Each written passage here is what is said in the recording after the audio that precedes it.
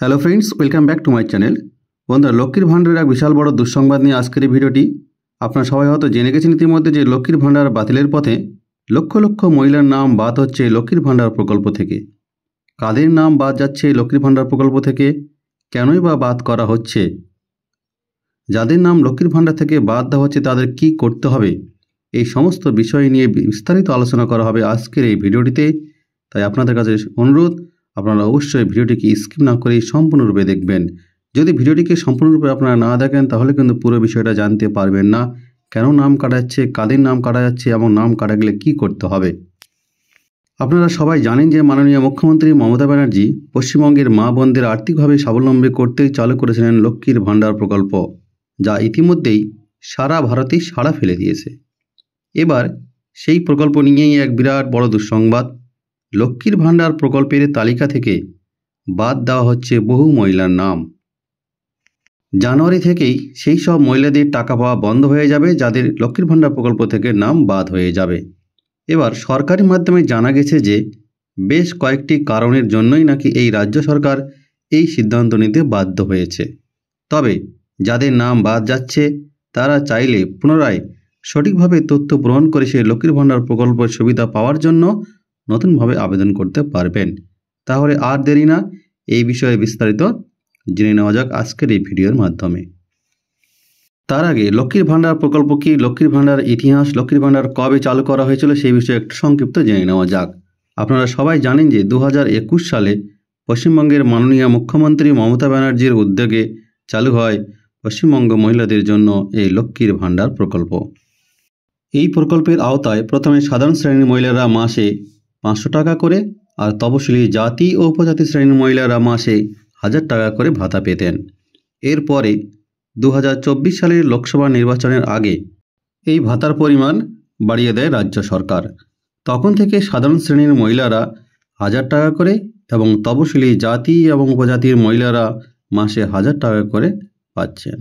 বাংলার লক্ষাধিক মহিলার জীবনযাত্রার মান উন্নয়নে গুরুত্বপূর্ণ ভূমিকা রেখেছে এই লক্ষ্মীর ভাণ্ডার প্রকল্প।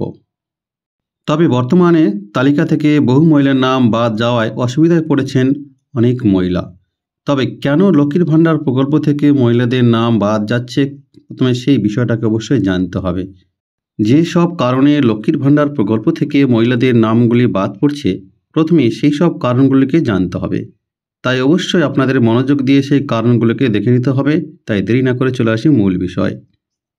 1 নম্বরে ভুয়ো নথি দাখিল। অনেক মহিলা ভুয়ো জাতি শংসাপত্র জমা করে তপশিলি জাতি উপজাতি হিসাবে দাবি করেছেন। এই ধরনের ভুল তথ্য প্রদানকারী মহিলাদের নাম বাতিল করা হচ্ছে। 2 নম্বর, যে সমস্ত মহিলাদের একাধিক ব্যাংক অ্যাকাউন্ট নম্বর রয়েছে। এমন অনেক মহিলা রয়েছেন যারা নিজের নামে একাধিক ব্যাংকে অ্যাকাউন্ট খুলেছেন এবং একাধিক অ্যাকাউন্ট খুলে রাজ্যের বিভিন্ন প্রকল্পের অর্থ সংগ্রহ করছেন।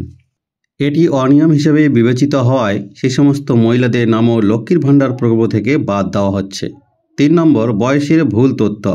আপনারা সবাই জানেন যে লক্ষ্মীর ভাণ্ডার প্রকল্পের জন্য ন্যূনতম বয়স সীমা 25 বছর। তবে 25 বছরের কম বয়সের অনেক মহিলা আছেন যারা ভুয়ো প্রমাণপত্র দিয়ে লক্ষ্মীর ভাণ্ডার প্রকল্পের ভাতা হাতিয়ে নিচ্ছেন। তাদের নামও এবার এই তালিকা থেকে বাদ পড়বে। 4 নম্বর, জয়েন্ট অ্যাকাউন্ট।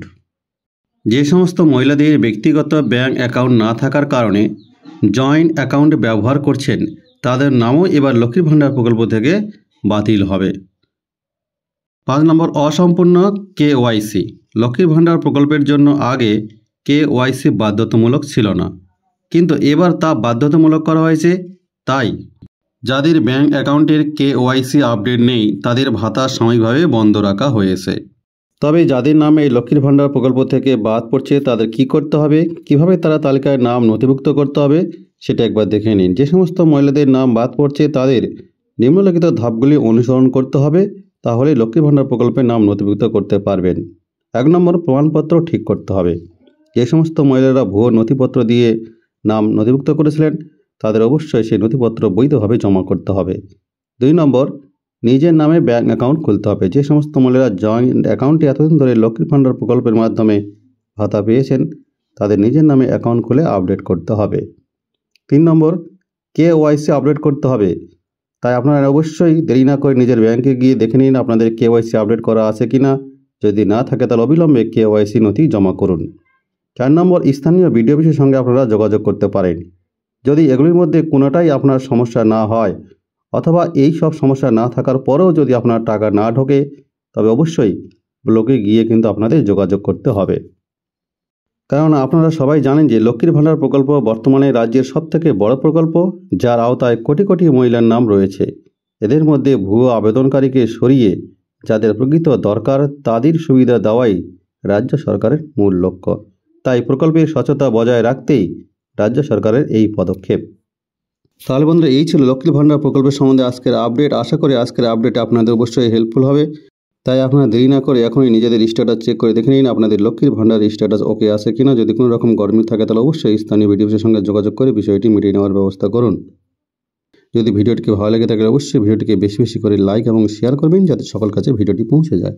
যে সমস্ত বন্ধুরা এখন পর্যন্ত চ্যানেলে নতুন তারা অবশ্যই চ্যানেলটিকে সাবস্ক্রাইব করে পাশে থাকা বেল ঘন্টাটিকে বাজিয়ে দিবেন।